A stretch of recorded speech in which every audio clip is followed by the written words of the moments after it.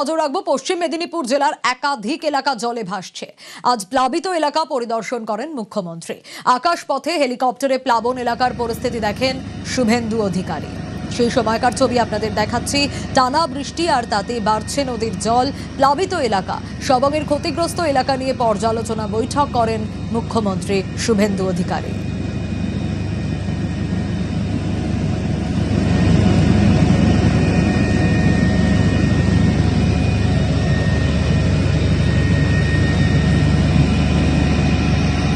সবংয়ে ক্ষতিগ্রস্ত এলাকা পরিদর্শন যে ছবি আপনাদের দেখাচ্ছি সেই সময়কার ছবি। পশ্চিম মেদিনীপুর জেলার একাধিক এলাকা জলে ভাসছে। আজ প্লাবিত এলাকা পরিদর্শন করেন মুখ্যমন্ত্রী। আকাশপথে পরিদর্শন করেন, হেলিকপ্টারে করে প্লাবন এলাকার পরিস্থিতি খতিয়ে দেখেন শুভেন্দু অধিকারী। টানা বৃষ্টিতে ক্রমশ নদীর জল বাড়ছে। প্লাবিত একাধিক এলাকা এবং সবংয়ের ক্ষতিগ্রস্ত এলাকা নিয়ে পর্যালোচনা বৈঠক করেন মুখ্যমন্ত্রী।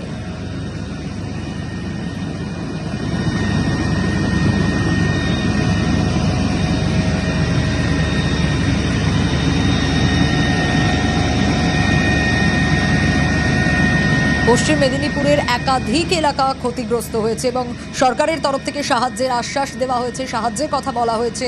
হেলিকপ্টারে প্লাবন এলাকা খতিয়ে দেখেন শুভেন্দু অধিকারী। শুধু তাই নয়, সবংয়ের ক্ষতিগ্রস্ত এলাকা নিয়ে পর্যালোচনা বৈঠকও করেন মুখ্যমন্ত্রী শুভেন্দু অধিকারী।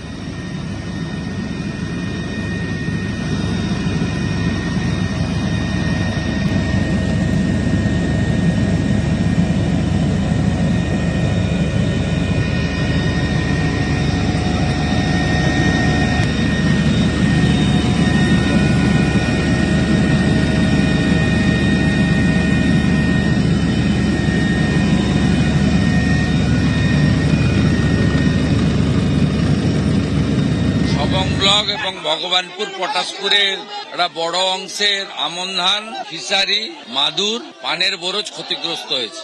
৮০,০০০ টাকা দেওয়া হয়েছে, কন্টিনজেন্সির টাকা দেওয়া হয়েছে।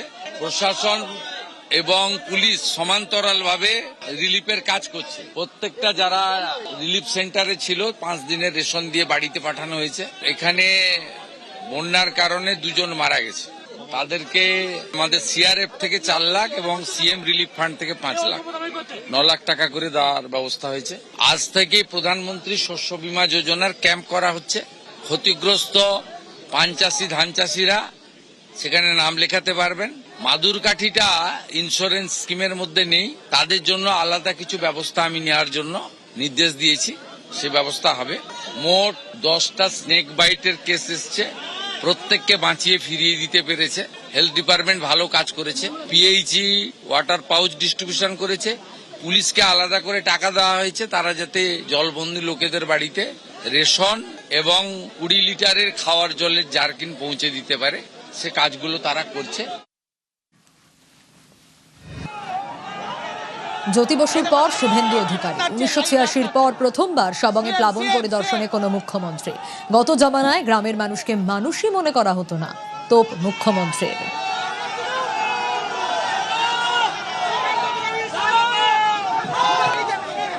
সবং থেকে ফেরার পথে পড়ুয়াদের সঙ্গে কথাও বলেন মুখ্যমন্ত্রী শুভেন্দু অধিকারী, যে ছবি আপনাদের দেখাচ্ছি।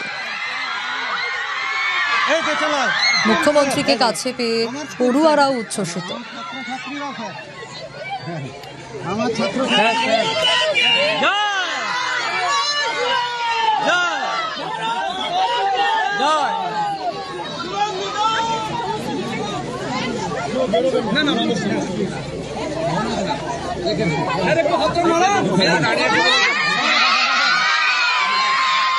জ্যোতি বসুর পর শুভেন্দু অধিকারী। ১৯৮৬ পর প্রথমবার সবংয়ে প্লাবন পরিদর্শনে কোনো মুখ্যমন্ত্রী পৌঁছলেন। গত জমানায় গ্রামের মানুষকে মানুষই মনে করা হতো না, তোপ মুখ্যমন্ত্রী।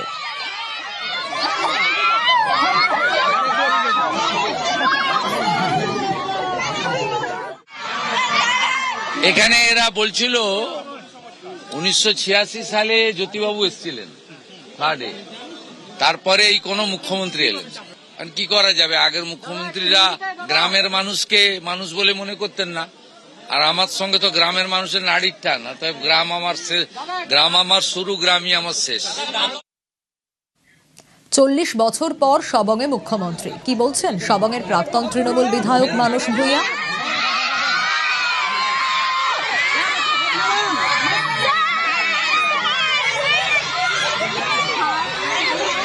মাননীয় মুখ্যমন্ত্রী শুভেন্দু অধিকারী মহোদয় অত্যন্ত বিচক্ষণ একটি ব্যক্তিত্ব। বন্যা, খরা, বিভিন্ন রকম প্রাকৃতিক বিপর্যয় মোকাবেলা করেছেন তার দীর্ঘ পথ চলার পথে। বহু সংকট তিনি মোকাবেলা করেছেন। তিনি সমস্ত বিষয়টা তদারকি করবেন। আরামবাগের প্লাবন পরিস্থিতি পর্যালোচনা। আরামবাগে বৈঠক করলেন মুখ্যমন্ত্রী। বৈঠকে আরামবাগ মাস্টার প্ল্যান নিয়ে আলোচনা। আরামবাগ মাস্টার প্ল্যান 1200 কোটির বরাদ্দ। আরামবাগের একাধিক এলাকা প্লাবিত, ক্ষয়ক্ষতি নিয়ে পর্যালোচনা বৈঠক করেন মুখ্যমন্ত্রী। হেলিকপ্টারে যাওয়ার পথে প্লাবন এলাকা পরিদর্শন।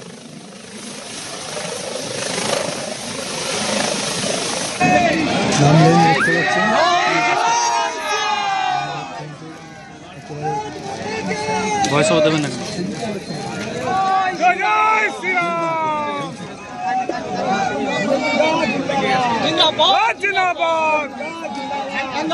ইরিগেশন ডিপার্টমেন্টকে নিয়ে বৈঠক করেছেন। আরামবাগ মাস্টার প্ল্যান নিয়ে বিস্তারিতভাবে উনি চর্চা করেছেন। প্রায় 1250 কোটি টাকার মতন অ্যালটমেন্ট উনি করছেন। প্রয়োজনে আরও যতটা বেশি লাগবে সেটা উনি করবেন, কথা দিয়েছেন। বেশ কিছু ব্রিজ, কাঠের বাঁশে যেগুলো সেতু ছিল এগুলোকে কংক্রিটের করার জন্য উনি নির্দেশ দিয়েছেন। এছাড়াও রাস্তাঘাট যেগুলো খারাপ হয়ে আছে, প্রধানমন্ত্রী গ্রামীণ সড়ক যোজনার রাস্তা, সেই রাস্তাগুলো দ্রুত সারানোর জন্য নির্দেশ দিয়ে গেছেন। খুব দ্রুত কাজ হবে পুজোর আগে।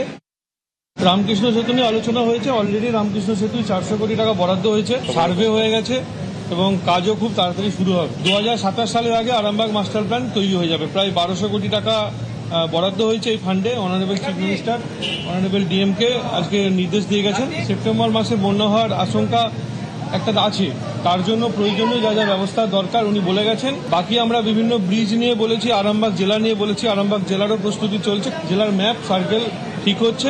রাজা রামমোহন রায়ের যে ভিটে আছে তার সংস্কারের জন্য ওনাকে বলেছি, উনি সেটা এগ্রি হয়েছেন এবং তাড়াতাড়ি তার প্রপোজাল যাবে এবং কলেজটার বিষয়েও প্রপোজাল যাবে। ইরিগেশন ডিপার্টমেন্টকে একদম কড়াভাবে নির্দেশ দিয়ে গেছেন যে বাঁধের যে অবস্থা আছে ইমিডিয়েট 8-10 দিনের মধ্যে পুরোপুরি কাজ শুরু করবার জন্য। মুখ্যমন্ত্রীর বৈঠকে ছিলেন আরামবাগের সাংসদ মিতালি বাগো।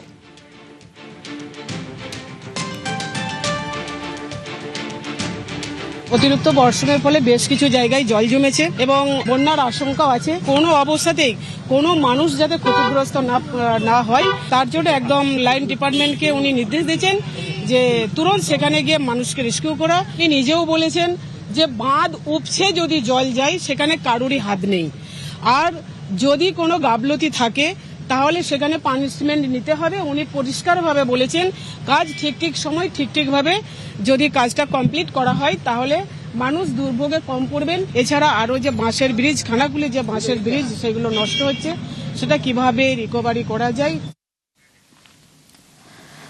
ফের জলমগ্ন ঘাটাল। টানা বৃষ্টিতে বেড়েছে ঝুমি নদীর জল। ঘাটালে জলমগ্ন বাড়ি, রাস্তা, চাষের জমি। জমা জল পেরিয়ে ব্যাহত যান চলাচল।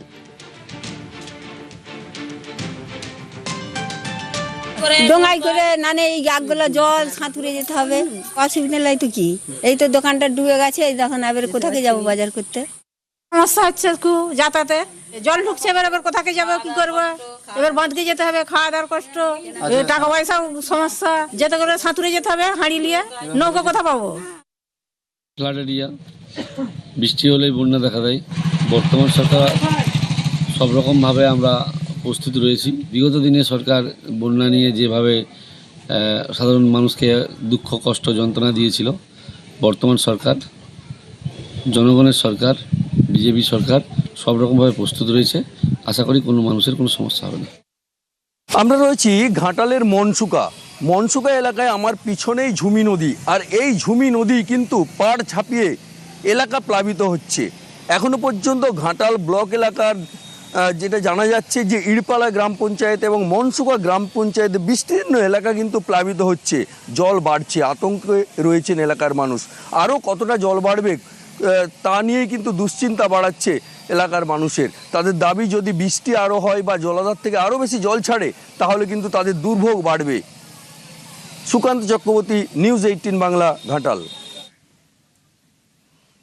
ভেলায় চেপে স্কুলে পড়ুয়ারা। বৃষ্টিতে জলমগ্ন মথুরাপুরের তেঁতুল বেরিয়া। স্কুলে যেতে ভেলাই ভরসা খুদে পড়ুয়াদের।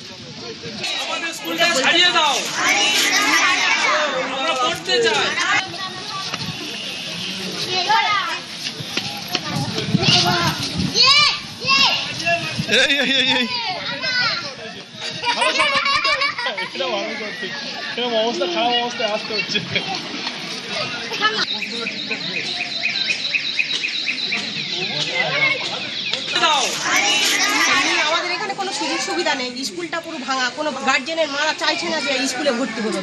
এই স্কুলের পরিস্থিতির জন্যই বাচ্চারা ভর্তি হচ্ছে না। আর এই যে জল ডিঙিয়ে আসছে, বাচ্চারা জলের উপর দিয়ে আসছে, জলের উপর দিয়ে আসে, পড়ে যাওয়ারও ভয় আছে। গার্জেনটা সেই জন্য মানে সঙ্গে সঙ্গে দিয়ে যায়, নিয়ে যায়, বা এমনি ওরা থালা নিয়ে আবার পুকুরেও ধুতে যায়। তো মাঠের জল এগুলো তো বাচ্চা কাচ্চাটা আসতে সমস্যা হচ্ছে। সময় ঠিকঠাক করে হচ্ছে, যদিও স্যাররা থাকলেও কি হচ্ছে, একটা ক্লাসের মধ্যে 3টে ক্লাস চলছে। এখন ভেলায় করে বাচ্চারা দেখছি স্কুলে যাচ্ছে, পানীয় জল নেই। ভারতীয় জনতা পার্টি আজকের ক্ষমতায় এসেছে, অতি শীঘ্রই আমরা এই স্কুলকে আবার আগের মতো পুনরায় ঠিক করব। হাই স্কুলের সামনে হাঁটু জল। জল পেরিয়েই চলছে পঠন পাঠন। প্রতি বছর বর্ষা এলেই জল যন্ত্রণা। নিম্নচাপের লাগাতার বৃষ্টিতে ডায়মন্ড হারবারের মোহনপুর হাই স্কুলের সামনে হাঁটু জল। জল পেরিয়েই স্কুলে ঢুকছে পড়ুয়া, শিক্ষক, অভিভাবকরা। দীর্ঘদিন বেহাল নিকাশি ব্যবস্থার জেরেই জল যন্ত্রণা বলে অভিযোগ। মায়েরা আসতে পারে না, বাচ্চাকে নিয়ে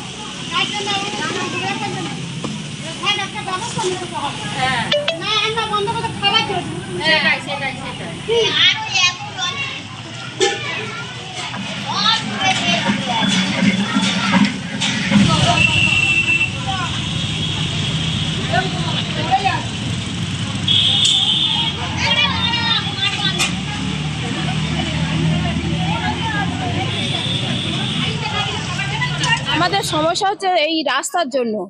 রাস্তাতে জল জমে আছে, আমাদের বাচ্চারা আসতে পারছে না, কোলে করে দিতে গেলে ধাবাস করে পড়ে যাচ্ছি। আর রাস্তাটা যেন এখানে সোজাভাবে করার জন্য আমরা অনুরোধ করছি। জল হলেই এক হাঁটু হয়ে যাচ্ছে, জল এখান থেকে সরছে না। বাচ্চাদের নিয়ে স্কুলে আসার খুব অসুবিধা হচ্ছে, বাচ্চারা আসতে চাইছে না। স্কুলে একটা যে স্কুলে পড়ায়, যেখানে পড়ায় সেখানে জল পড়ে। জল পাস হচ্ছে না এখান থেকে। আসলে সরকারি যে খালটা এখানে ড্রেনেজ সিস্টেম ভীষণ খারাপ, যার জন্য এই অবস্থা আমাদের। আর তাছাড়া সেই যখন জল ভর্তি হয়ে যায়, প্রচুর সাপের উপদ্রব হয়েছিল। এখন এই যাতায়াত করার সমস্যা হচ্ছে। এখন নিচে জল, কিন্তু স্কুলের ভিতর ফাঁকা আছে, নিচে জল প্রায় 1 হাঁটুর উপরে। আমরা বিডি অফিস অঞ্চলকে জানিয়েছি, কোনো সুরাহা হয়নি। এখন চাইছি রাস্তাটা ভালো করে ক্লিয়ার হোক, বাথরুম টয়লেটগুলো ক্লিয়ার করে দেওয়া হোক। ডায়মন্ড হারবারে মোহনপুর হাই স্কুলের সামনে জলমগ্ন, আর সেই 1 হাঁটু জল পেরিয়ে স্কুলে আসতে হচ্ছে ছাত্রছাত্রী থেকে স্কুলের শিক্ষক শিক্ষিকাদের। আর এ নিয়ে বিপাকে পড়েছেন স্কুল কর্তৃপক্ষ, যেটা অভিযোগ যে দীর্ঘদিন ধরে সামান্য জল হলেই স্কুলের সামনেই এভাবেই জলমগ্ন হয়ে পড়ে। আমি দেখানোর চেষ্টা করব, প্রায় 1 হাঁটু জল এখনো পর্যন্ত জমে রয়েছে এই মোহনপুর হাই স্কুলের সামনে। এবং এই হাই স্কুল চত্বরে একটি প্রাইমারি স্কুল, 2টো অঙ্গনওয়াড়ি স্কুল এবং এই হাই স্কুল। ফলে বহু ছাত্রছাত্রীকে আসতে হচ্ছে এই 1 হাঁটু জল পেরিয়ে, এবং তাদেরকে এই সমস্যার সম্মুখীন হতে হচ্ছে। নোংরা জল, এবং বেশ কয়েকদিন এই জল জমে থাকার ফলেই কিন্তু সমস্যায় পড়তে হচ্ছে স্কুলের ছাত্রছাত্রীদের। এবং একাধিকবার প্রশাসনকে জানানো হয়েছে স্কুলের সামনেই এই রাস্তা মেরামত করার জন্য, কিন্তু আজও সেই রাস্তা মেরামত করা হয়নি। তবে কবে মিটবে এই সমস্যা, সেই উত্তর কারো জানা নেই। দক্ষিণ 24 পরগনা, ডায়মন্ড হারবার থেকে আনিসুদ্দিন মোল্লা, নিউজ 18 বাংলা। মাঝ নদীতে প্রাণে রক্ষা। নদী পারাপার হতে গিয়ে বিপত্তি। মাঝ নদীতে কচুরিপানায় নৌকার দাঁড় আটকে বিপত্তি। দড়ি ধরে কোনো মতে যাত্রীদের রক্ষা। পাঁশকুড়ার ডোমঘাটে কংসাবতী নদীর ঘটনা। ওই তো একজন, ওখানে একজন আছে, ওই তো হুয়া গেছে। नाजिर का बहुत जोर उड़ाइছে, बहुत जोर उड़ाइছে इसको। आनंद यहाँ उठाओ, ग्रुप में बैठेंगे मेरे का झिगुरिया ग्रुप में। हाय जा जा जा जा जा जा जा, हाय देखो वाह वाह वाह वाह बोलवा दी का আসতে গিয়ে একটা মানে কচুরিপানা বড় এসছে 2-3 কাঠা মানে এত 4 ফুট উঁচু হাইট, কচুরিপানা যখন লোকের নিচে এসে মানে ঢুকে গেল, তো আমাদের নৌকা পুরো ফুলে গেল, আনব্যালেন্স হয়ে গেল। তখন আমরা কি করেছি, দড়িটাকে ধরে ব্যালেন্স রাখার জন্য চেষ্টা করেছি, কিন্তু তা সত্ত্বেও হলো না। দড়ি ঝটকাতে আমরা 10 ফুট দূরে পড়ে যাই। বাইচান্স যদি নৌকাটা যদি মানে ডুবে যেত পাখে, তাহলে মনে হয় 4-5 জন আমাদের লাশ হয়ে যেত। ফরাক্কা ব্রিজে যানজটের ফাঁস, এর থেকে রেহাই পেতে তৈরি 4 লেনের নতুন ব্রিজ। বুধবার থেকে খুলে দেওয়া হলো একটি লেন। স্বস্তিতে নিত্যযাত্রী থেকে গাড়ি চালকরা।